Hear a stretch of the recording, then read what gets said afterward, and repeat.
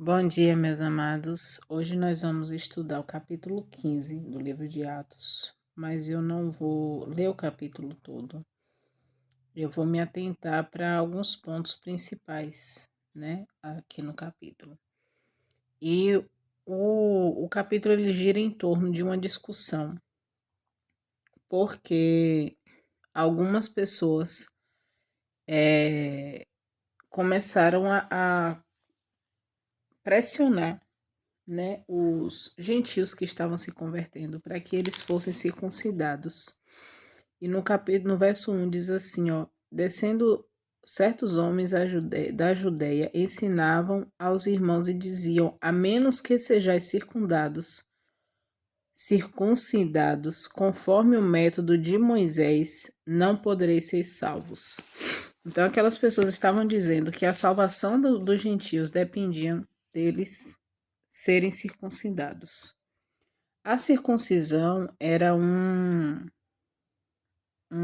rito cerimonial que foi imposto para, tipo assim, marcar, selar o povo de Deus, separar, distinguir. O termo acho que é esse, distinguir o povo de Deus. Então era uma aliança que foi feita, Deus fez ali já desde Abraão, né?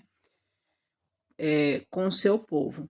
Mas quando Cristo veio, Cristo fez uma nova aliança. Essa nova aliança, ela não anula todas as leis ou toda a lei, mas existiam algumas leis que elas apontavam para Cristo e pelo fato de Cristo ter vindo e cumprido essa lei, elas já não eram mais necessárias, como dentre elas a questão do cordeiro que era morto, imolado. Cristo, o verdadeiro cordeiro, morreu, então essas leis deixaram de ter vigência. Por quê? Porque elas prefiguravam algo que já tinha acontecido. E quando se fala, né, a respeito, isso é um dilema dentro do cristianismo. A salvação é pela graça, a salvação é pelas obras, a gente precisa guardar a lei, a gente precisa guardar. Então é algo que vai muito, interfere muito no meio cristão, né?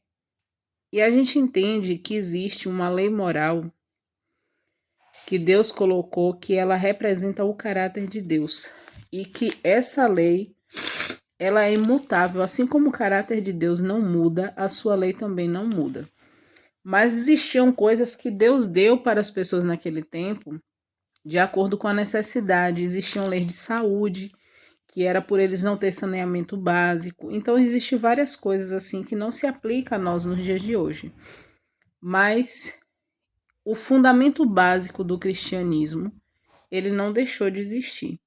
E ali eles se reuniram, né? Eles entenderam que era necessário eles descerem para Jerusalém, reunir o concílio para poder tomar uma posição a respeito disso, porque a igreja de Deus precisa ser uma só. Precisa ter um só pensamento, uma só direção, né? E do verso 8 até o verso 11 diz assim: mas levantaram-se alguns das seitas dos fariseus, que haviam crido, dizendo que era necessário circuncidá-los e ordená-los que guardassem a lei de Moisés. E os apóstolos e os anciãos se reuniram para considerar esse assunto. E, havendo muita discussão, Pedro se levantou e disse: homens e irmãos, vós sabeis que há um bom tempo Deus me escolheu dentre vós para que por meio da minha boca os gentios ouvissem a palavra do evangelho e crescem. E Deus, que conhece os corações, lhe deu testemunho, dando-lhes o Espírito Santo, assim como ele fez a nós. Ou seja, o Espírito Santo também foi derramado sobre os gentios, independente deles serem circuncidados ou não, entende? E não põe diferença entre nós e ele, purificando o seu coração pela fé.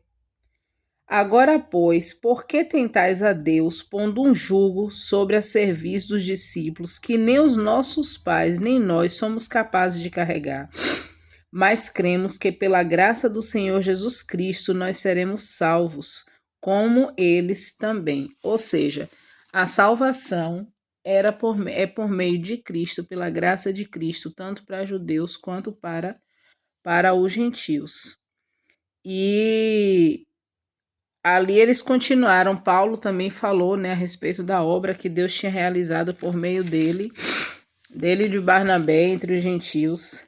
Tiago se levanta e aí eles decidem, né? Tiago se levanta falando, né, para que eles cheguem num consenso. E qual foi o consenso que eles chegaram? Que eles escreveriam cartas e enviaria a Judas, chamado Barsabás, e a Silas, né? Eles enviariam esses homens juntamente com a carta deles. E o que estaria escrito nessa carta? Verso 24. Portanto, ouvimos que alguns que saíram dentre nós vos perturbaram com a palavra e transtornaram as vossas almas, dizendo que deveis circuncidar-vos e guardar a lei, aos quais nós não demos tal testemunho, tal mandamento. Ou seja, não foi os discípulos, os apóstolos que tinham levantado essa questão. Foram algumas pessoas que julgavam que era necessário e começou a pressionar eles. Pareceu-nos bem, verso 25, reunidos em concordância, enviar-lhes homens escolhidos com nossos amados Barnabé e Paulo, homens que arriscaram suas vidas pelo nome do nosso Senhor Jesus Cristo. Enviamos, portanto, Judas e Silas, os quais vos anunciarão as mesmas coisas de boca, porque pareceu bem ao Espírito Santo, eles sempre faziam tudo buscando a direção do Espírito Santo, e a nós não vos impor mais em carga alguma, exceto estas coisas necessárias, que vos abstenhais de alimentos oferecidos aos ídolos, e do sangue e das coisas estranguladas, e da fornicação, resguardando-vos dos mesmos. Resguardando-vos dos mesmos, farei bem, que passem bem. E então, tendo sido despedidos, eles chegaram a Antioquia e, ajuntando a multidão, os entregaram a carta. E quando a leram, eles regozijaram-se pela consolação. Ou seja, idolatria é um ponto alto. Tipo assim, não existe, Deus fala, né? Só existe um Deus e a gente só deve adorar a um Deus. Então, é algo que isso não muda, reflete o caráter de Deus. E isso está onde? Nos mandamentos, na lei moral, os 10 mandamentos, né? Aqui fala também a respeito da imoralidade. Então, também a gente vê, Deus descreve também lá nos 10 mandamentos a questão da imoralidade. Então, existiam alguns princípios, que esses princípios precisariam ser respeitados, vividos por ele. E nos dias de hoje é a mesma coisa, tem muitas coisas que são tradições, tem muitas coisas que, tipo assim, é opinião própria, não são princípios que Deus estabeleceu. Existem os princípios que Deus estabeleceu em sua palavra, e esses princípios eles não mudam. A gente, quem quer que creia, em vez de querer moldar Deus a si, deve se moldar ao que Deus está falando.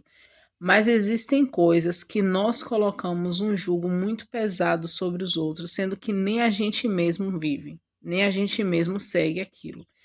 E a gente olha muito para aquilo que é muito grande e aparente externamente. Por exemplo, eu faço alguma coisa. Uma coisa muito comum, tipo assim, um adultério. Um adultério é algo que escandaliza toda uma sociedade, que tem toda aquela coisa. Então, eu me preocupo muito com isso. Mas, às vezes, com coisinhas mínimas, como uma mentira, como inveja ou outros tipos de coisa. São coisas que, tipo assim, não passa aos olhos dos outros. Nem sempre é conhecido pelos outros, mas entre nós e Deus é. E a gente julga que isso é de menos importância. Então, isso aqui não está falando a respeito de você obedecer ou não a Deus.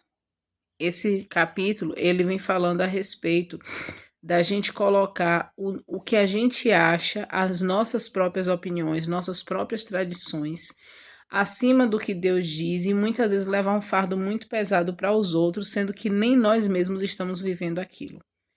E a nossa salvação, ela não é como eles falaram, se vocês não se considerem, vocês não serão salvos. A nossa salvação não é baseada no que a gente faz ou deixa de fazer. A nossa salvação é unicamente pela graça de Cristo. Agora, automaticamente, quando Cristo me salva e quando eu sou alcançado por essa graça, a minha vida muda. E os meus princípios, os meus valores mudam. É natural, o Espírito Santo faz essa obra em nós. E aquilo que de fato Deus coloca para a gente como principal para que a gente viva, o Espírito Santo ele vai nos guiar e ele vai nos conduzir. No finalzinho aqui fala a respeito da discussão também, né, de Paulo e Barnabé por conta de Marcos. Lembra de João lá atrás que estava com eles e João foi embora e eles ficaram na cidade. Então Paulo achava que não era certo carregar alguém que antes tinha desistido do ministério. Isso aqui dá um outro pano para manga, né, para a gente conversar a respeito de uma segunda oportunidade. Marcos, como era parente de João, né, acho que era primo, alguma coisa assim, então ele escolheu. Oh, Marcos e João é a mesma pessoa. Marcos, como era primo de Barnabé, né? Então Barnabé preferiu seguir com ele, dar uma oportunidade e seguiram também pregando o evangelho. E Paulo ficou com Silas e seguiu em outra direção. Então, o que não pode é o evangelho parar. A gente sabe que depois lá na frente, João Marcos ele vira o braço direito de Paulo, né? Mas são os percursos do caminho e que em tudo isso a gente aprende. Em todas as situações, a gente sempre aprende alguma coisa. Deus sempre usa para nos dar lições a respeito de como de fato nós devemos viver, servir e buscar ao Senhor. Que Deus nos abençoe.